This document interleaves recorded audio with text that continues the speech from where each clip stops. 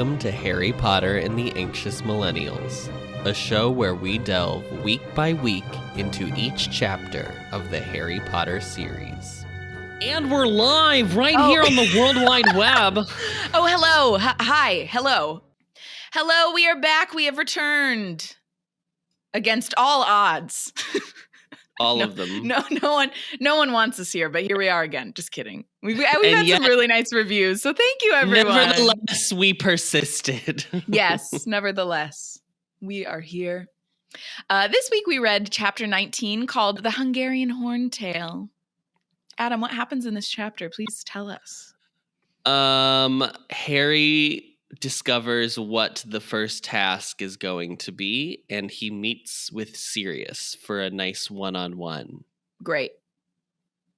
Accurate. It's like a developmental meeting with your manager where they just want to sit down and be like, well, how are you doing? But then it gets interrupted. Your probationary 90 days. Like, how do you feel? And then the meeting gets interrupted, so you don't actually. They're like, okay, here's what I think you should do. Oh, I'm sorry. I have to take this. Gotta go. I have to take this. Sorry. Hello? Oh, sorry. Someone come there like, excuse me, we have a customer would like to escalate to a manager, so I need you to come out here. An escalation. I say that. I will use that. Like, I'll be like, I think I would just prefer to escalate it, if that's okay. I'm talking about like on the phone, not like in person. Yeah. On the phone, if like someone is just like, oh, we can't do anything. I'm like, okay, can I talk to someone else? Let's just escalate this. I'm sure they're like, yeah, sure, bitch. Sure. But I'm like literally in my mind, because I used to work in customer service. So I'm like, this person, I don't want to bother them with it. Give me to the manager that makes more than minimum wage. Let me bother them. Let me leave this poor person alone and like let them enjoy their day. Mm-hmm. So we start the chapter and Harry has like finally gotten over, well, not really gotten over, but he's settled into the fact that he is. The shock has worn off. Right. And now the fear has set in. Yeah. Just straight from one to the other. Yeah. It's not going well. Not going well for Miss Potter. No. And he's like going to classes, and time is flying by in this chapter, by the way. Like, time is chugging along through the first half of this chapter. Rita Skeeter's article has come out in the Daily Prophet. Do we think it's a glowing tribute to all four champions in equal parts and equal measure? Never. No. Never in a million years. No, it is a 4-page article basically about Harry, and then like Fleur and Crumb are partially mentioned toward the end and their names are misspelled. And Cedric is not in it. Girl. It's messy. It's messy. Why are you letting this boy? The whole thing is so. I'm just like, I really feel for Harry. I feel for the other champions too, because how annoying. But like, right. Oh no, poor Harry's like, I don't even want to be in this in the first place, and now all of this shit. Come on. I have a lot of questions when we get to what we get to at the end of the book and what happens and with Cedric. I just am like curious how. Not how looking it gets, into the camera. How it gets not spun. Looking into my soul. I was like, oh. How it gets spun. But he's like dead. So the Daily Prophet article comes out, which shockingly, it makes it not continue to be great for Harry. So Slytherins have really amped it up. They were at a 10 and they're now at a 12. Because her article makes up quotes and like makes up what Harry says, basically, because her little quick quotes will. Boo tuber. So now they're like, oh, you're gonna go cry about your parents. It's truly wild that they're making fun of this. Like, I know. I was like, I'm sorry. And you know what? It's not even false, because literally some kids are genuinely like this. Like, there's just There's just those like teenagers who are just like mean to be mean. Grade school children. Yeah, like people, just people in general. It's mean to be mean. Like, yeah. I was gonna say the fact that you were making fun of this boy who lost 14-year-old boy who lost his parents, and you're like making fun of him for, even though Harry hasn't been crying about it, you're making fun of him Right. for doing that. Fuck off. What? Do you hear yourself? Yeah. Ew. I mean, there's definitely like removing from it. There's definitely the like boys shouldn't show emotion thing. And that's why it's like the big deal. Like if a girl said this, they would be like, oh, it's sad. Yeah. They'd probably still make fun of her, but it wouldn't be as impactful.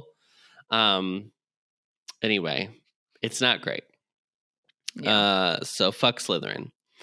And luckily Hermione's also getting made fun of, but she's ignoring it. She's taking it like a champ. She's absolutely just letting it flow off her back.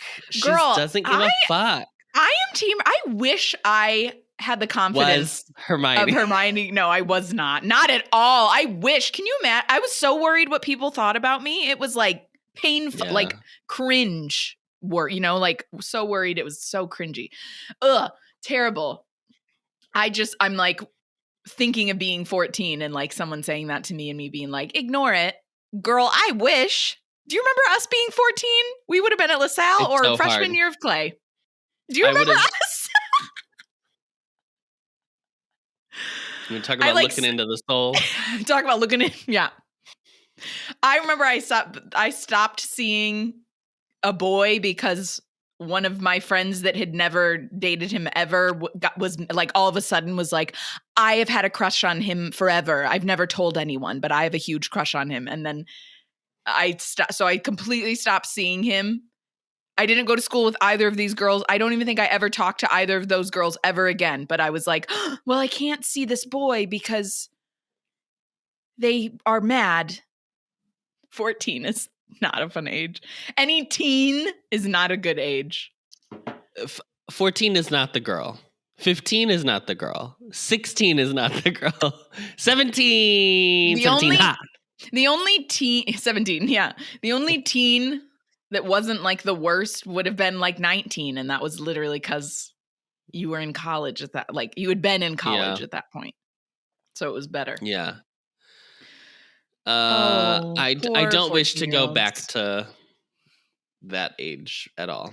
So it's all fine. Whatever. It's not great, but it could be worse. Blah, blah, blah. Everything's whatever.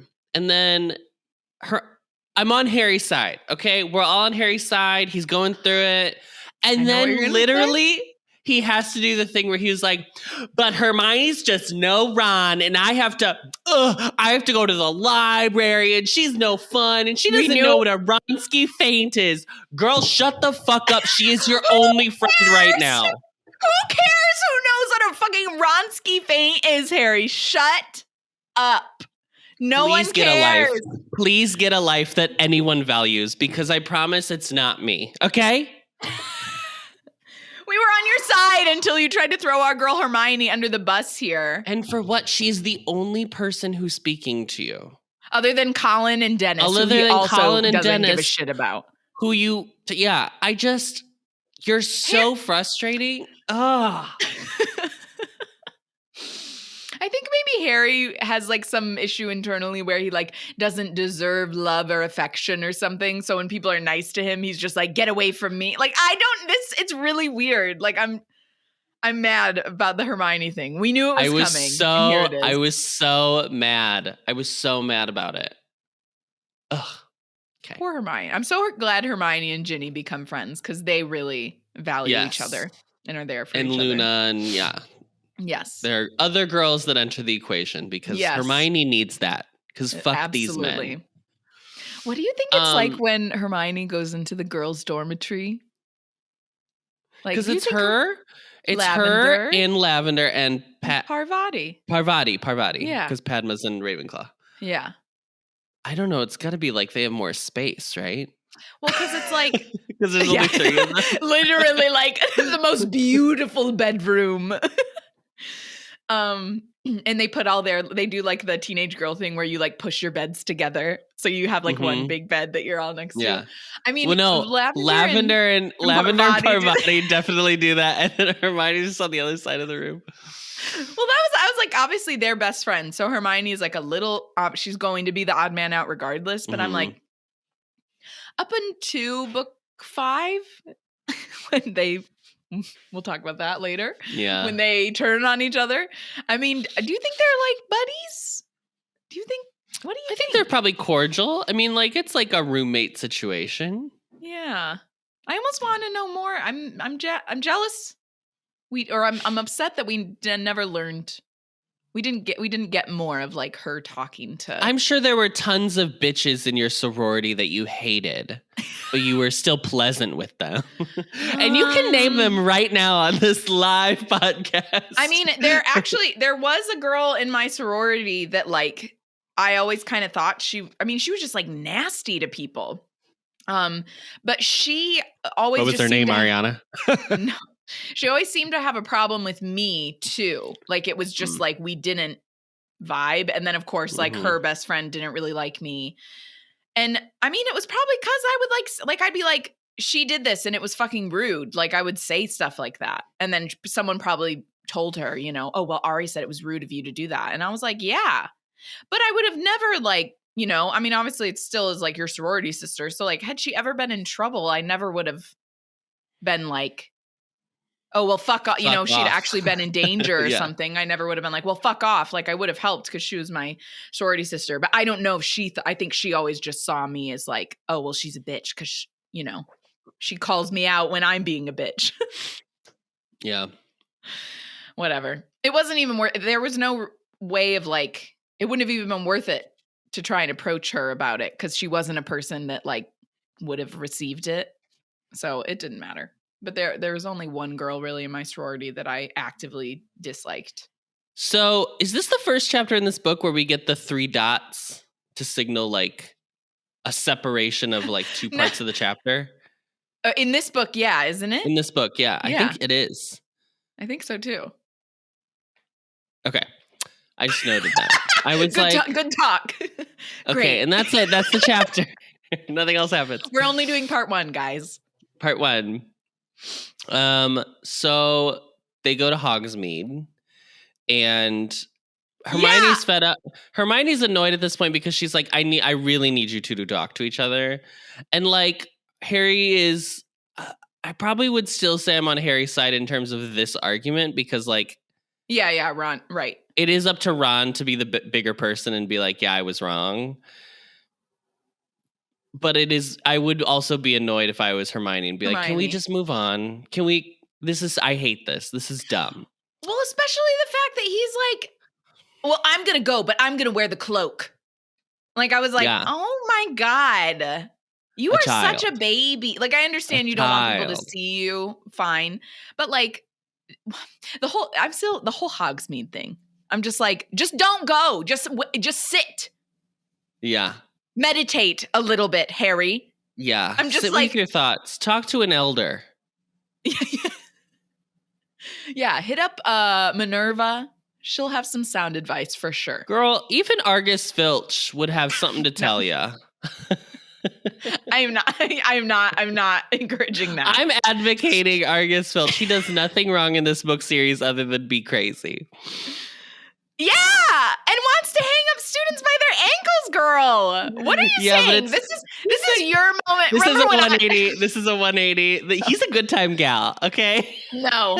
Remember when I was like, well, whatever. I think the wizarding world is just like lawfully. This is that moment. Yeah. You better take it back. When I'm editing this, I'm gonna be like, oh shit. I'll be like talking, but I'll put new audio over it and I'll be like, Argus Filch is terrible. Wait till we get into book 5. I'm going to be like, Adam's favorite character, Argus. Here he is. Licking Umbridge's boots. Here's the only thing I will say in defense of Argus Filch before we get into the rest of this book series is that he, like Rita Skeeter, is like a mini villain that's kind of just like comical in terms of like the overall structure Oh, of the right, plot. right. Like he's not like an Right. evil person. Yeah, He's not a fucking crazy Death Eater. man, and Yeah. he's definitely probably underpaid. Because Well, girl, you yeah, know, if that- Hagrid's not getting paid, you know Argus isn't getting paid. And he's a squib. I feel so bad that he's a squib and he's working at Hogwarts as like the janitor. Like I'm just like, and you like little guys, 11-year-olds. Yeah, it's not great. Have a janitor that has magic. What? Why? Why Right. Have a janitor that has magic so then he can like use magic to clean shit. Yeah, I don't like that. That's like so classist. Like looking down on the wait staff or whatever. You know, I'm like, ew, don't do that. Poor Argus. I mean, I guess he chose to stay in the wizarding world. He doesn't want to do a Mrs. Fig and go and live among the muggles. So yeah, but also like choice. I don't know. I mean, how much choice do you really have when a community is that small? Like, is it then like you're Amish and you're just like removing yourself entirely from your community that you like know and grew up with? And squibs are interesting. That's all I'm going to say. But we'll talk about squibs more in book 5. We'll do a dissertation on squibs in book 5. We will. Yes. Wait, who's just because we talk about her in book 5? Okay. I was like, wait, what? But yeah, she's at the beginning. Mrs. Fig. Mrs. Fig, Arabella. Yeah, Arabella. So they're in Hogsmeade, gallivanting around. Hermione's embarrassed because it looks like she's talking to herself, and Harry's response is, "Well, then make your lips not move as much." And it's like Harry. Shut up! You're already complaining about her. She's keeping you company while you're fucking invisible, dumbass. I would literally, if he had said that to me, I would have been like, I'm just going to go back to the castle. Yeah, this is so stupid. I'm done. I'm going to go. Yeah, I would have reached my limit. I would have been like, Rita Skeeter almost walks into them because she's staying in Hogsmeade. So this is your clue that she's probably going to be around for the rest of the book if it wasn't a big enough clue that she got a whole introduction chapter. Also, though, how does this not happen all the time? I am fully convinced if you are walking around in like a shop with an invisibility cloak on, people are going to run into you all the time. They're going to think the entire aisleway is empty. When he was talking about walking through the 3 broomsticks and not trying to run into people, I'm literally only thinking of an English pub, and they're like, there is no filled room with people. No, and I don't. I have no idea. Makes no sense. I mean, I'm just thinking of the Wizarding World of Harry Potter, how those shops are set up, because that's supposed to be to scale. Yeah. And I'm just like, how? No, you would run into like 3 people the moment you walked in. Yeah. No one knows you're there. They're going to run right into you. So they head to the 3 broomsticks. They go and have a butterbeer. And Hermione is like, well, I think it's time to talk about Spew again. I think it's time to reference that. And Harry's like, can we not? Here we are again. Can we not do this? And then Hermione's like, and well, the readers are like, can we not? Can we not? And the listeners of this podcast are like, can we not? Everyone is like, can we not? And she's like, I wonder if I could get in the kitchens. And he's like, well, why don't you just ask Fred and George? And then that's where it ends. So I was like,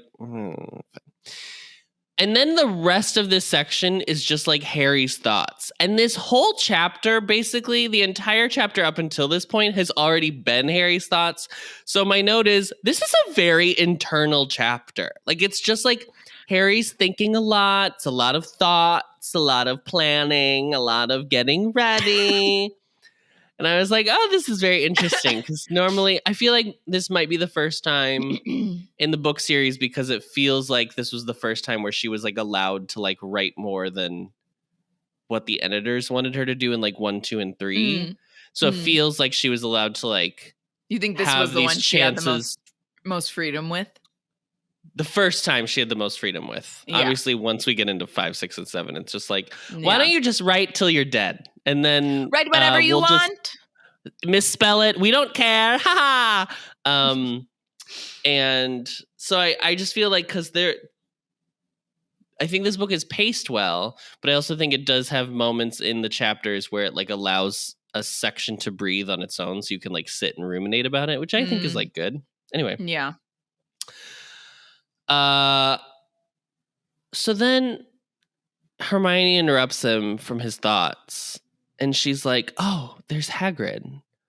And they notice that Hagrid and Moody are at the Three Broomsticks, and Moody's like tapping Hagrid and like looking over by Harry, and then Hagrid comes over and is talking to Hermione, and then Moody comes over and he like looks at Harry through the invisibility cloak, to which I'm now like, okay, no spoilers, but this is the literal cloak of invisibility, the one that Death made.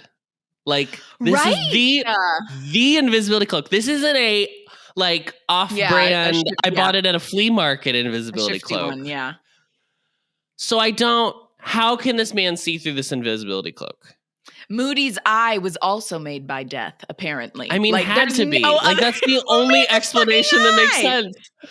Who made the eye? And I also don't understand. This is another thing that doesn't make... Oh, no, he takes the eye. Never mind. I was going to say, I forgot that he, like, takes the eye from actual Moody. Okay, never mind. Yeah. But even still, wild. And then I was like, no, I have invisibility cloak questions that I didn't want to have to ask. Well, just, wait, because it was literally made by Death. The eye is the eye of Death. That's the only way. That's canonically in this passed down through Moody's family for generations. Right, for generations. Everyone has had to remove an eye from their head when they bestowed the eye of the family. I don't know. Don't know. I don't know. I've got no idea. So Hagrid is like, well, I definitely think, you should come, just like talking to the room. I think you should come to the hut. It's very like book 2, and he's like, if anyone wanted to know anything, I'd just follow the spiders. Yeah. Follow the spiders. It's very that again, but he's like, somebody should come to my hut at midnight. Don't know why, but they should. And then Hermione's like, I don't think you should go, because you have a meeting with Sirius. You have a one-on-one. You have office time. Sirius's office hours are from 1 to 1:30. So he's like, no, it'll be fine. The hut seems so far away. Every time they talk about going to the hut, I'm like, where is it? We don't know. I need a map. Like when Allie was like, tell me where Hagrid's hut is and I can sleep at night. Like, we will never know where it's located. So, cut to, this is after dinner. He goes to bed early, quote unquote. He leaves at 11. This is what I'm saying. He left at 11 to go to Hagrid's to get there at midnight.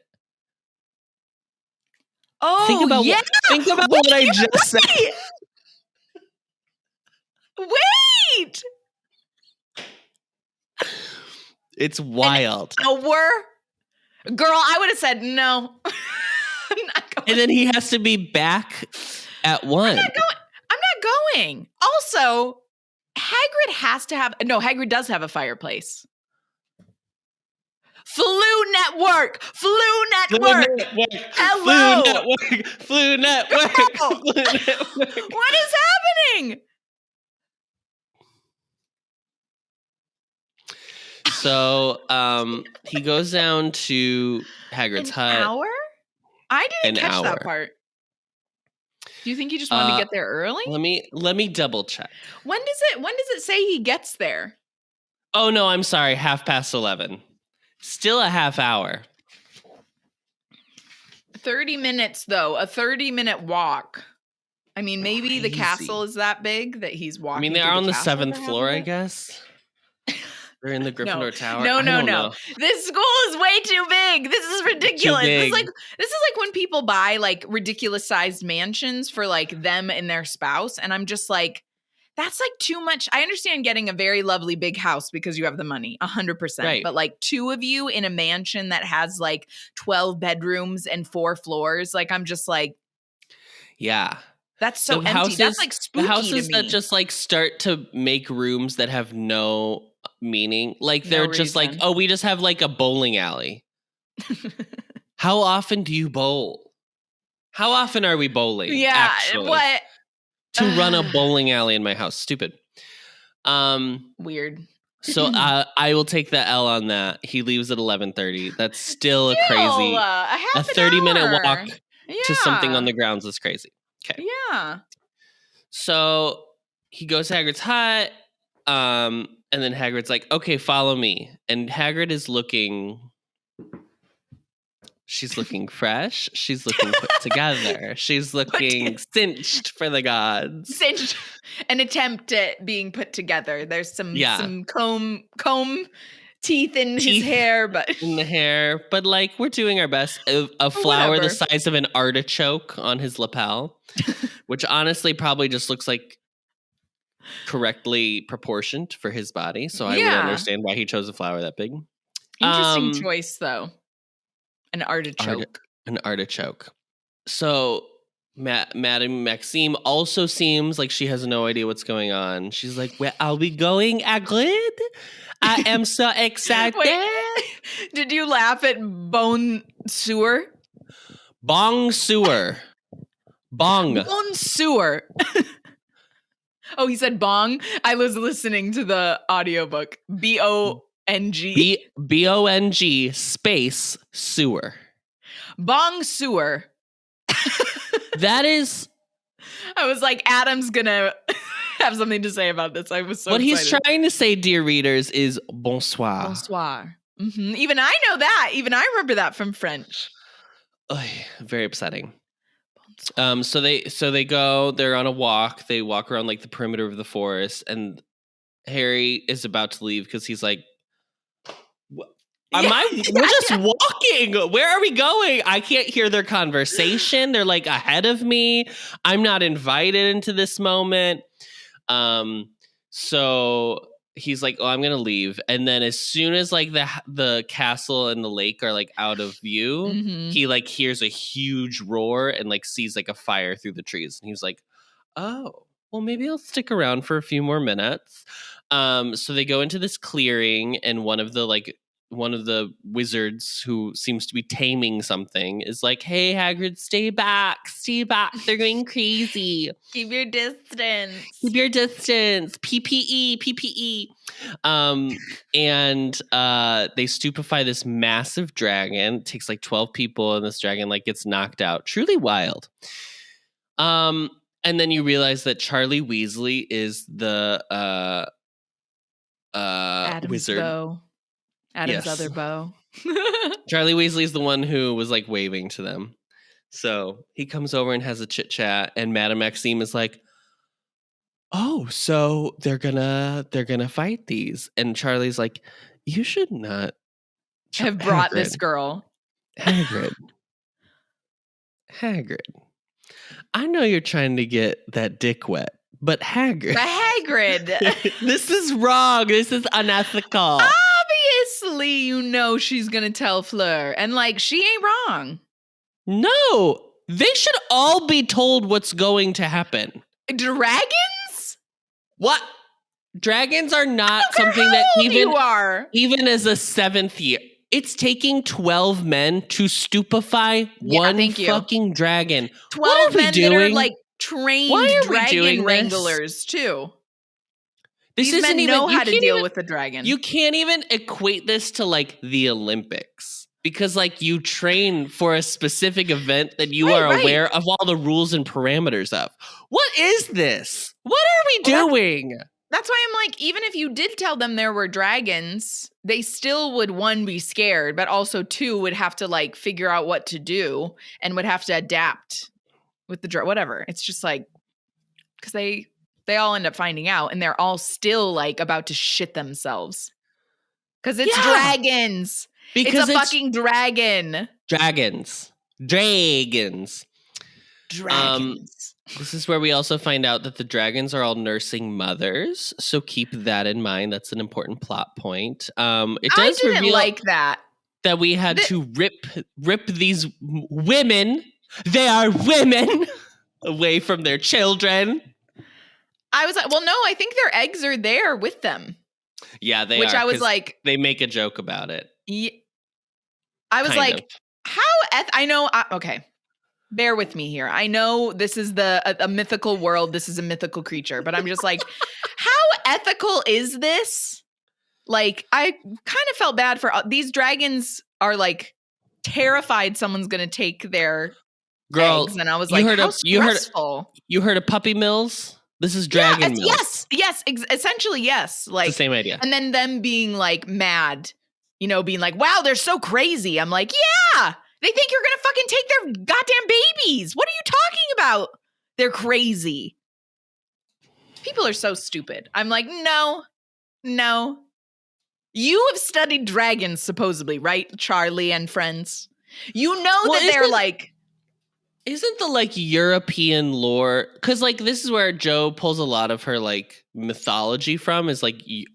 just general European, like, whatever, blah, blah, blah. Yeah. Is it, like, European lore that dragons, like, hoard well, like, they, like, kind of like Tolkien used for Smaug? Like, he like, they, like, protect gold and stuff like that. So it's not even like you had to specifically make it that it's, like, I don't know. I feel like just anybody would have bought that, like, a dragon is going to protect the gold egg because it's the gold egg. Oh, okay. Yeah. I thought they just put like it was like a dupe in with the other eggs because they knew that they'd be all protective of the egg. And I'm like, how stressful for these 4 dragons. Yeah. Fuck off. No. Yeah. I didn't like that. I was like,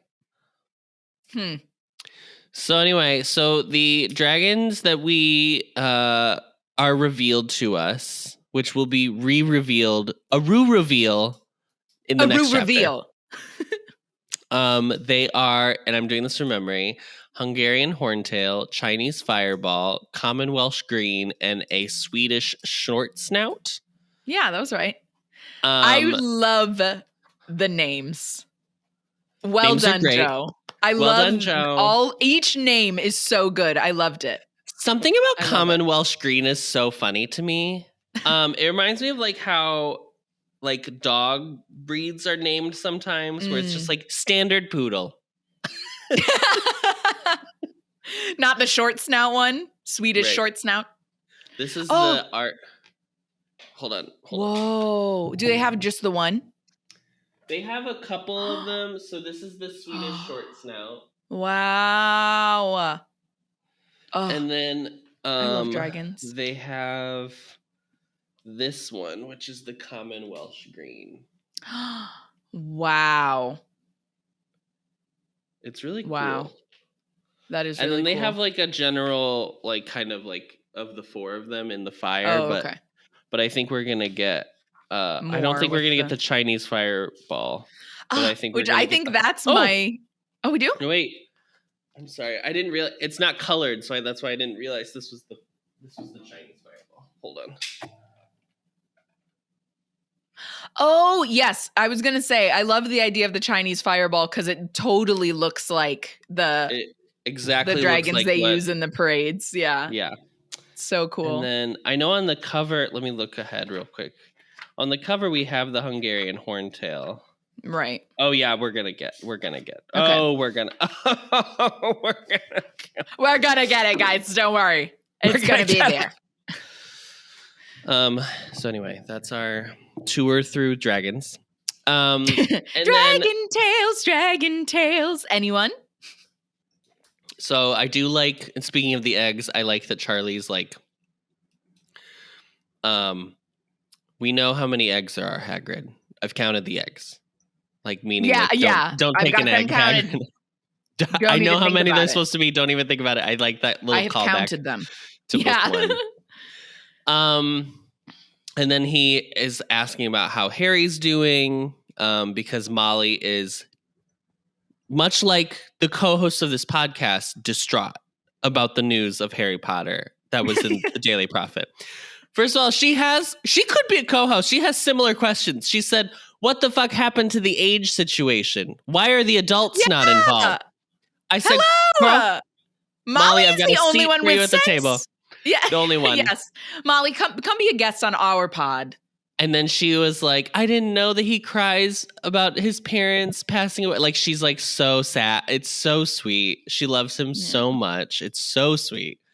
She does love him so much. And because of this, Harry gets very embarrassed. So he's like, well, I think I can go. I figured it out. It's fine. I'm just going to go. So he goes back to the castle because he obviously has to make it back by 1 o'clock for office hours. And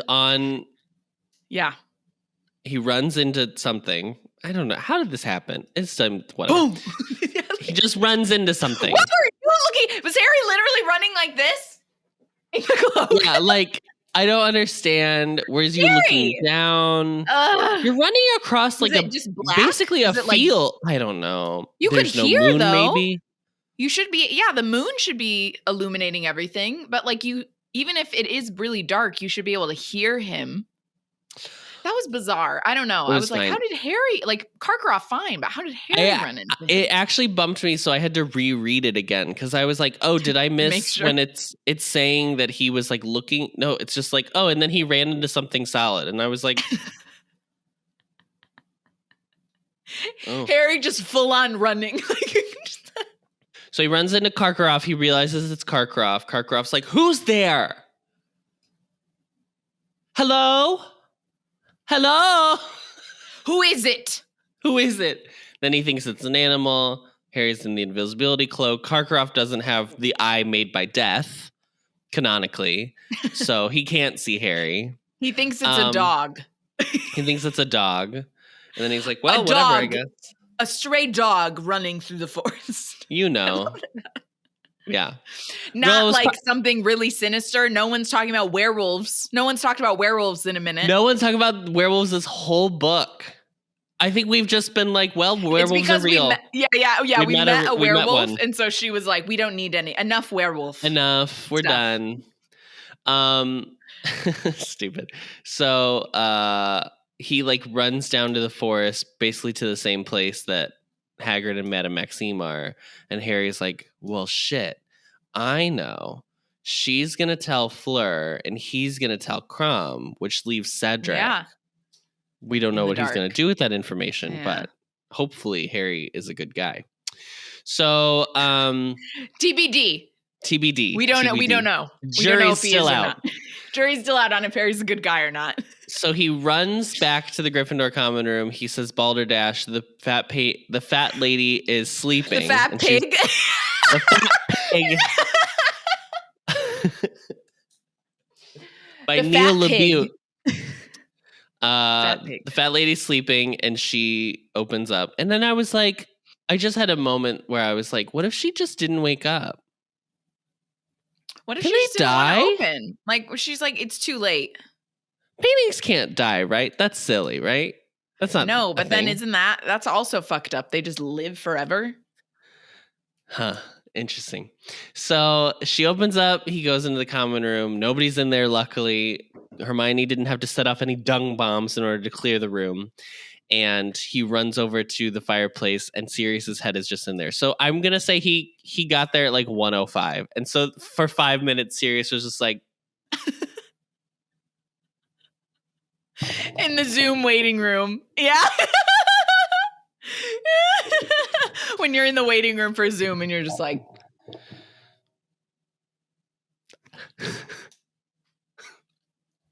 Let me punch up that yeah. Punch up my appearance filter. Oh, let me center.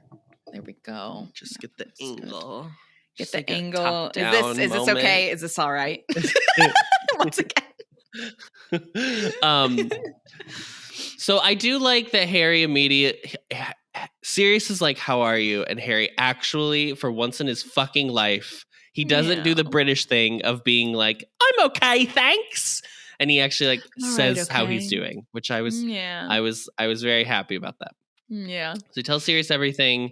Sirius just lets him talk the whole time, like doesn't interrupt. It's great. And then Sirius is like, well, dragons, we can deal with dragons. Dragons are fine.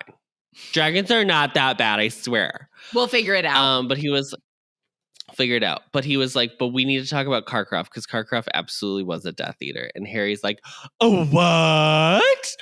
And I guess it's because I've read this book before. I'm trying to remember the first time I read this book, if that was like shocking to me. I felt the way that he's introduced and the oil, and he's like, he's a bad guy kind of right away. Yeah. I was like, oh, yeah.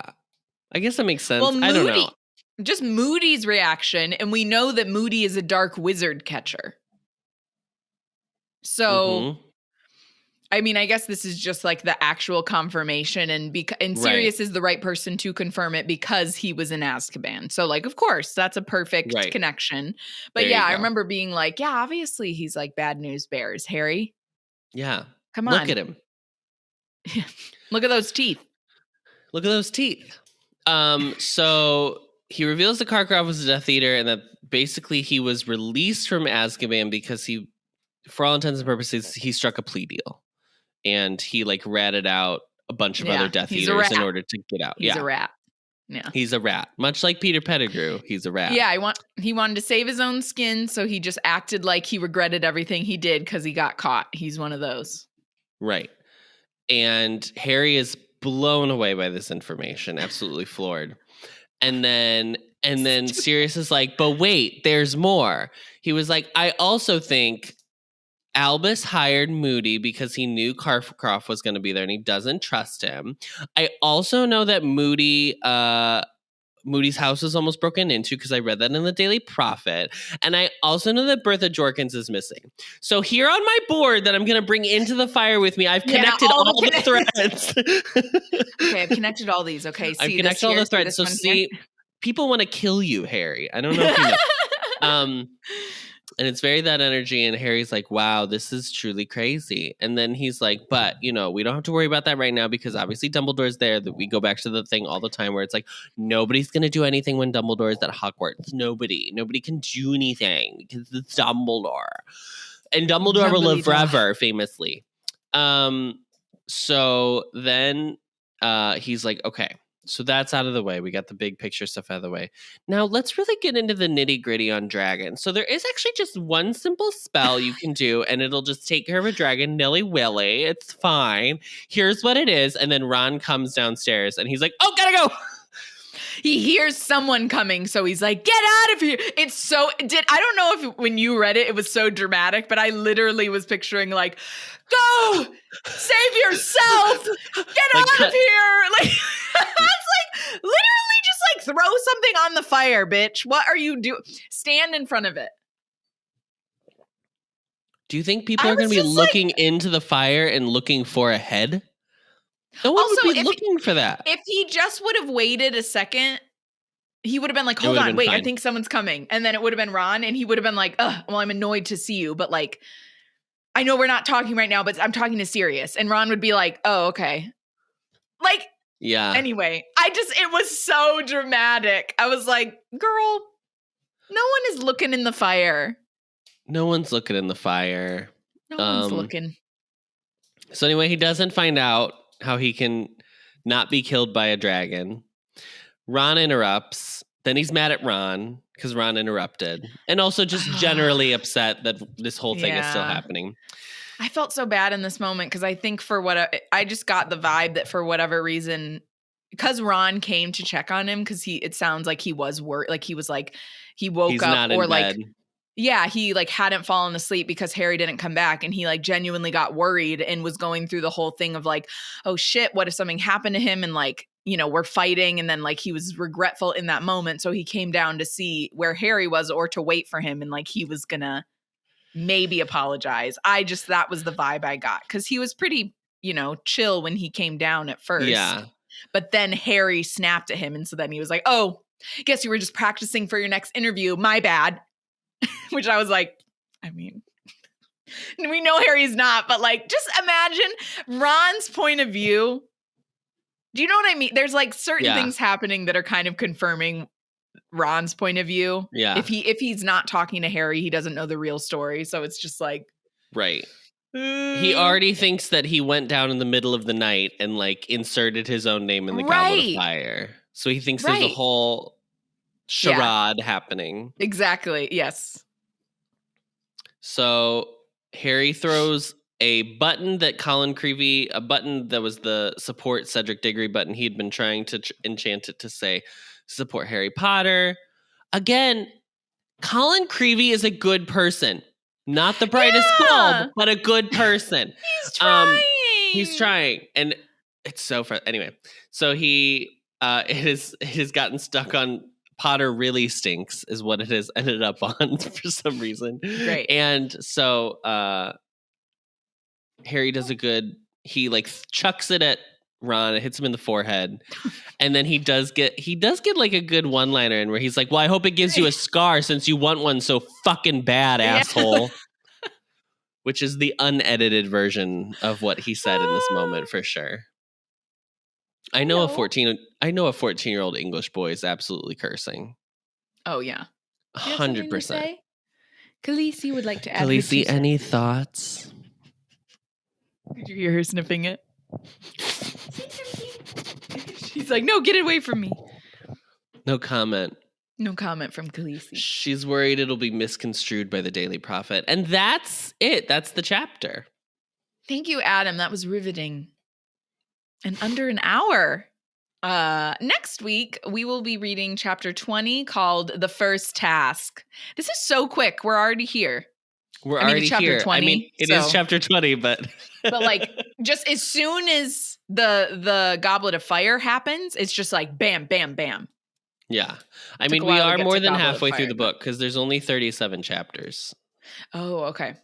Great. But halfway point.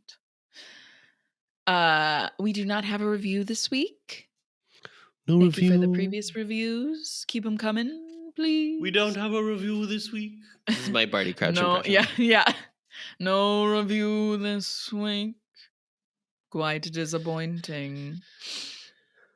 You can find the podcast on Apple Podcasts, Spotify, Stitcher, or wherever you find your podcasts, as well as video versions on the Ampliverse YouTube channel. As always, don't forget to rate, review, and subscribe so that we can get a perfect Newt score. 5 stars only, or else you'll have to third wheel with Hagrid and Madame Maxime. Oh, Jesus. That's rough. And that's rough. That or you'll have to run into Karkaroff and you know his breath is stank. The halitosis on this man. Yes, it'd be terrible. And don't forget to follow us on Twitter at HP Anxious, Instagram at HP Anxious, and YouTube at the Ampliverse. We are hosted on Anchor and recorded on Zencastr, so thank you to both of them, and are a proud member of the Ampliverse. Check them out at theampliverse.com. Thank you, Adam. Thank you, Arri. I wish I had a good one-liner to exit on this podcast, but I don't. So I will just say, and as always, quietus. No, I'm just kidding. Bringing it back. Adam, she's coming back. Adam, you got so excited. I did not expect that reaction.